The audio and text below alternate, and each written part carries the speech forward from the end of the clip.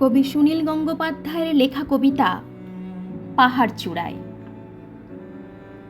অনেক দিন থেকেই আমার একটা পাহাড় কেনার শখ, কিন্তু পাহাড় কে বিক্রি করে তা জানি না। যদি তার দেখা পেতাম, দামের জন্য আটকাতো না। আমার নিজস্ব একটা নদী আছে, সেটা দিয়ে দিতাম পাহাড়টার বদলে। কে না জানে পাহাড়ের চেয়ে নদীর দামই বেশি। পাহাড় স্থাণু, নদী বহমান, তবু আমি নদীর বদলে পাহাড়টাই কিনতাম, কারণ আমি ঠকতে চাই। নদীটাও অবশ্য কিনেছিলাম একটা দ্বীপের বদলে। ছেলেবেলায় আমার বেশ ছোট্টখাট্ট ছিমছাম একটা দ্বীপ ছিল, সেখানে অসংখ্য প্রজাপতি। শৈশবের দ্বীপটি ছিল আমার বড় প্রিয়। আমার যৌবনে দ্বীপটি আমার কাছে মাপে ছোট লাগলো। প্রবহমান ছিপছিপে তন্নি নদীটি বেশ পছন্দ হলো আমার। বন্ধুরা বলল, ওইটুকু একটা দ্বীপের বিনিময়ে এত বড় একটা নদী পেয়েছিস, খুব জিতেছিস তো মাইরে। তখন জয়ের আনন্দে আমি বিহ্বল হতাম। তখন সত্যিই আমি ভালোবাসতাম নদীটিকে। নদী আমার অনেক প্রশ্নের উত্তর দিত।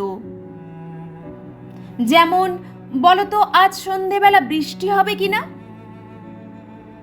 সে বলতো, আজ এখানে দক্ষিণ গরম হাওয়া, শুধু একটি ছোট্ট দ্বীপে বৃষ্টি, সে কি প্রবল বৃষ্টি, যেন একটা উৎসব। আমি সেই দ্বীপে আর যেতে পারি না।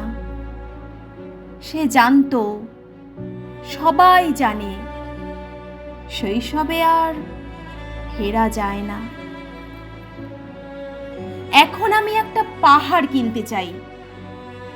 সেই পাহাড়ের পায়ের কাছে থাকবে গহন অরণ্য। আমি সেই অরণ্য পার হয়ে যাব। তারপর শুধু রুক্ষ কঠিন পাহাড়, এক্কেবারে চূড়ায় মাথার খুব কাছে আকাশ, নিচে বিপুলা পৃথিবী, চরাচরে তীব্র নির্জনতা। আমার কণ্ঠস্বর সেখানে কেউ শুনতে পাবে না। আমি ঈশ্বর মানি না, তিনি আমার মাথার কাছে ঝুঁকে দাঁড়াবেন না। আমি শুধু 10 দিককে উদ্দেশ্য করে বলবো, প্রত্যেক মানুষই অহংকারী। এখানে আমি একা, এখানে আমার কোনো অহংকার নেই। এখানে জয়ী হবার বদলে ক্ষমা চাইতে ভালো লাগে। হে 10 দিক, আমি কোনো দোষ করিনি, আমাকে ক্ষমা করো। নমস্কার।